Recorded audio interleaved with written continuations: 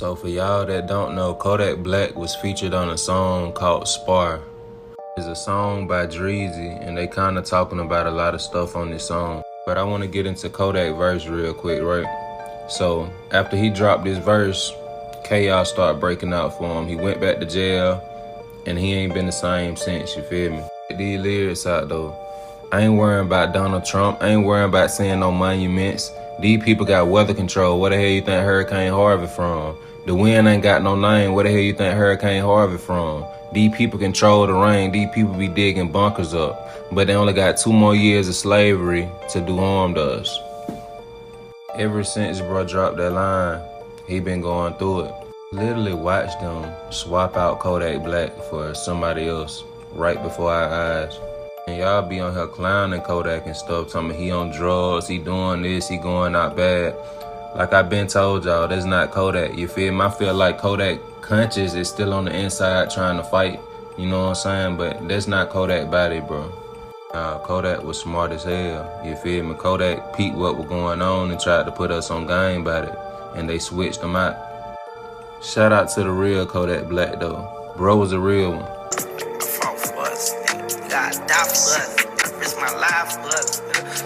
Now, everybody online is mad at Kodak Black for the comments that he made, right? Now, y'all saw the beginning of the video. The brother was going in and he, I remember watching old Kodak Black, and I remember watching a little documentary or interviews that they would do on him. Now, mind you, he's very young. He's growing up in front of the camera, so he's going to say stupid stuff, right? But I remember when they showed the compound that he lived on and how many people that he take care of down there in South Florida. His people, like he really take care of a lot of people. And I remember that song and them lyrics and the things that he said. And he had a lot of that stuff in his lyrics back then. Now, from that time to going to prison to coming home, and when he making the statements that he just made, he was high off his mind. He was drinking that syrup. I'm from Philly. We call it, drinking that water. He high up off that water and them pancakes, right? And he just said all kinds of stuff. But he said something that a lot of people say anyway. I hear a lot of FBA Americans, a lot of Caribbean people say they're African soldiers, right? So I'm not gonna be mad at him for saying that. But when he said that he not mad for slavery, like we not mad for slavery, and he was talking about the white man and how whites own slaves and all this kind of stuff. I think that we should be mad for slavery, but our anger should be directed in solving our problems. Right? Our anger should be redirected in how we bring remedy to our historical issues as a people, right? So, but he made these comments, but then he also made comments in reference to Donald Trump, right? And remember, Donald Trump was the one that gave him that pardon, but why did Donald Trump give him the pardon? Because he talked about Donald Trump in that song, right? But let's go and look at what he actually said, and then we'll come right back. Black people, bro. I know y'all from Africa too. I just hate the Africans who act like y'all better than we. Y'all Africans should have never sold niggas, bro. Bro, people, bro. Why you think slavery go good, bro? I'm not mad at slavery, bro. Cause white people are enslaving people too. You know what, bro? Black people, bro. I'ma say that. Ghana need me. I need y'all too. Look at the color of this. Stay on the, man, I'm lit. Look at the color. Look how the computer made this. Yeah, man, that's flavor. All I had to see. That's it. That poor ass feel was all I had to see, bro. I'm like, damn, I'm gonna part this bit with my thumb. And I ain't gonna lie to it. It tastes like cotton candy though. It don't taste like berries. It don't taste like raspberries. I'm like, damn. I like this gotta be good. I ain't gonna lie, bro. It tastes good though. Like we just know nigga what you call it. Cause like if it was some type of fake like it's gonna kill us, nigga would have been dead alright. But I don't know, bro, cause like it tastes like cotton candy. But I don't know, bro, cause it's like the other night I like Trump. I still love Trump, even though I ain't agreeing with Trump on right now, right? I'm not agreeing with it, bro. I'm not agreeing with Trump right now, dog.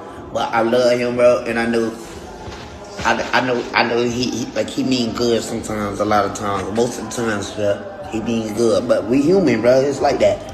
I want all the Haitians, bro, that Trump doing as a blessing, bro. Don't hate it, bro. Y'all need to send all 400 of y'all, 400,000 of y'all back to Haiti. Bro, I know y'all ain't been in America all this time not doing nothing, bro. Bro, Haiti, we the goated, bro. We the goated, bro. Our ancestors always fighting for us. If we is from Africa for real, bro, We from the best place in Africa, bro. Benin. You remember his mama told me that. You know what I'm saying? And then like I love my people. I finna be in Nigeria before the year. Yeah. I love y'all from Africa too. I just hate the Africans who act like y'all better than what you call it. Now he made those comments, and the internet is going crazy on him.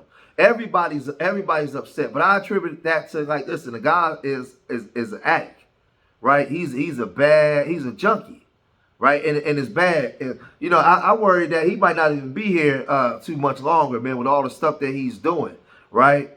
But again, I think that a lot of people that's mad at him for saying that African soldiers into slavery, a lot of people teach that. A lot of people believe that. So I just think that there's a lot of people that got microphones and talking on certain topics that shouldn't be talking, especially when you're high off controlled substances. You shouldn't be talking, right? 600 you know, he gave his perspective on the Diamond Society and being contracted in with these people, as that's what I'm saying.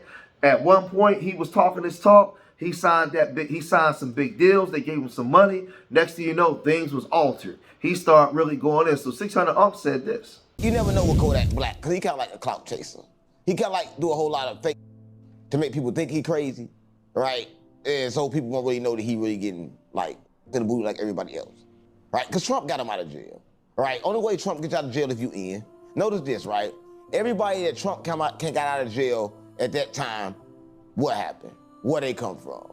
They all had the hat on before. They all had to make the America hat before.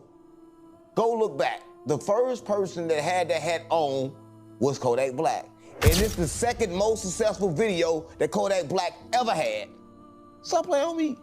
Stop playing on me. But we ain't gonna talk about what it is. We gonna let them think about that, because they think I'm crazy. They think I'm stupid. But I don't wanna talk about Kodak Black. He always in, right? He just like the rest of them, gang. All of them demons, all of them devils, all of them get in the booty. Yeah, Kodak Black. That's what I'm fuck Kodak Black. A lot of people think Kodak Black is crashing out. Come on, gang. He crashed it out. He's a crash out. He crashed out as soon as he signed that deal. Come on, gang. When you sign your life away to them people for that fake money and your account go negative $1.56 thousand million and you never had 100, how you gonna feel? Come on, gang. He lost his mind. They give you a whole lot of money that ain't really yours. But again, now, you know, being FBA, you know, a lot of times, you know, a lot of people are not going to come out. They're going to tether him up. They're going to tether the crap out of him, man. You know, they're going to call him all kinds of names and saying that's why we separating. I can't even say the word. That's why we're separating from him, right? But Tariq Nasheed, he got wind of what he said, and he spoke on certain things. And Tariq basically was saying, Tariq was basically saying he agreed with a lot of what he was saying, but not the part where he brought up the slavery part. Because in our reparations claim, we can't be going around having people from other countries say, you know, y'all keep saying, well, we're not mad for slavery. Because then they'll say, well, if they not mad, they're Haitian. They went through the same thing y'all went through, or just as worse. If they not mad, what y'all mad for, right? So you should be on code. You shouldn't be saying, I'm not mad for that, you know, and these different things. So Tariq Nasheed, he came on his channel, he said this. Like I said about Kodak Black, a lot of people felt a certain way about what he said about, you know, yeah, we pussy is slavery. I ain't mad at slavery.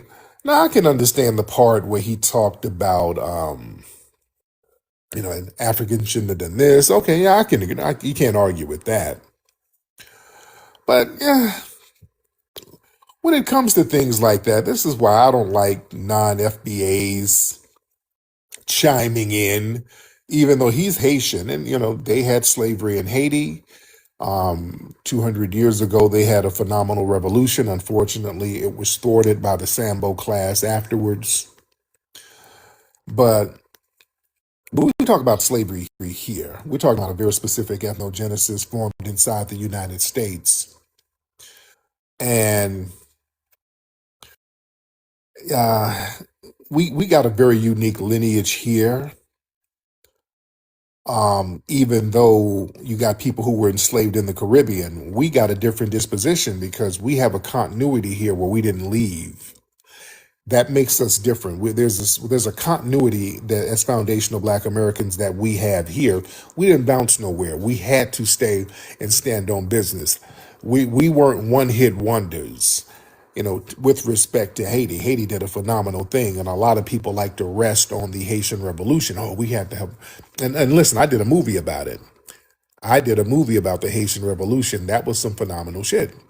But if there's no continuity to it, you're a one-hit wonder. And if your last hit was 200 years ago, now you can't really be speaking on the disposition of the people here. That makes sense. And I'm not trying to beat up on nobody. I'm not. I'm not even trying to beat up on Kodak Black. I just want to kind of put some nuances onto what he was talking about, like that whole "I'm not mad about slavery." So when we talk about slavery, and right now we're in a delineation movement and a reparations movement.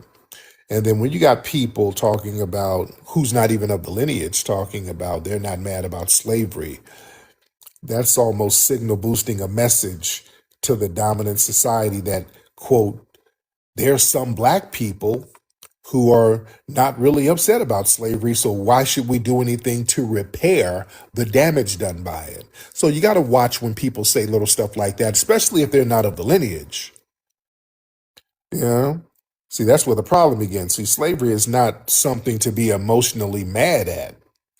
We're past the emotion. We're not mad. We're very strategic. We're like, this is a legal framework. We're talking about an economic engine. We're talking about a racial caste system that was set up. So when you got people talking about I am mad at slavery, what they're doing, they're unintentionally reducing a structural crime into basically some personal emotional reaction. And that's not where we at. We ain't mad. We're strategic. We're trying to get reparative justice for what happened. We ain't sitting around emotional. That's the great thing about what we're doing now. See, I agree with what Tariq said. I wasn't too mad with Kodak Black's comments because I'm not an idiot. And we're not mad either. We're moving in more cerebral. There's a lot of things that happen in history that we can't change. We can't change what happened yesterday. What we can do is learn from what happened yesterday and move accordingly and move forward. And I want to say this because I just said this on the brothers panel earlier today. We have to study the mistakes and the good things that our ancestors made in the past. We say we're separating from Pan-Africanism. So you have Pan-Africanism, the Moors, the Black Church, the Hebrew Israelites, all these different groups back in the day that we were, especially in the East Coast corridor in the Midwest, places like Detroit, Chicago, Philadelphia, New York City, Washington, D.C., Baltimore, all these places that we was conditioned to follow, right? We see that those movements were infiltrated by the FBI and sellout coons, right? Sellouts, right? So we know now, I'm going to tell you now, going forward, if the foundational Black American movement began to gain steam, and we start moving politically, and we start getting people, elected officials, elected in municipalities across America, that what the system is going to do, they're going to try all things they can do to discredit Tariq and put money behind certain FBA members to redirect the FBA movement in a manner in which they wanted to do. That's just the old trick in the book. They got all the money and the resources, and they'll find one or three people and say, hey, whatever you want, we got for, we'll give it to you. But we need FBA to go in this movement. They've done it countless times, the same playbook. So we got to be intelligent and be smart, and you got to be willing to lose everything today so that your grandchildren can benefit from from the seeds that we planted now. The majority of the things that we're requesting, we might not live long enough to see the outcome, but we're planting the seeds now so our grandchildren can have a better life going forward. Right? Reparations can benefit them. That's part of the sacrifice. So sacrifices going to have to be made, and you got to study your enemy and know that your enemy is watching you, right? And right now he's revamping the matrix, right, for him to win. For him to win. So you got to study his tactics. You got to study his historical tactics and what he's done, because our grandmothers and great-grandparents and grandfathers, they wasn't dumb. They knew what they were doing, but they were infiltrated.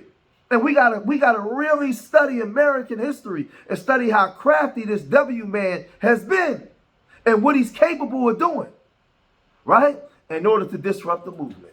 So now, as our lineage base begins to move to make our lives better for foundational black Americans, beware of crafty counsel in the house, because it's definitely coming.